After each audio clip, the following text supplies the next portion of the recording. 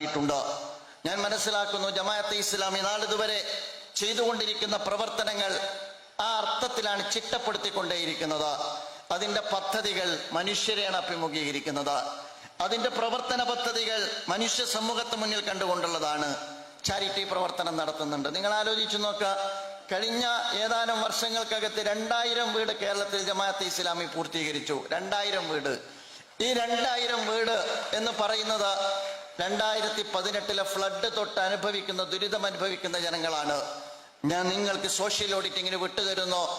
ആ 2000 വീടുകളിൽ അന്തിയുറങ്ങുന്നവന്റെ മതമല്ല, അവനോടുള്ള മാനുഷിക പരിഗണന മാത്രമാണ് അതിന്റെ പ്രചോദനമായി മാറിയിട്ടുള്ളത്.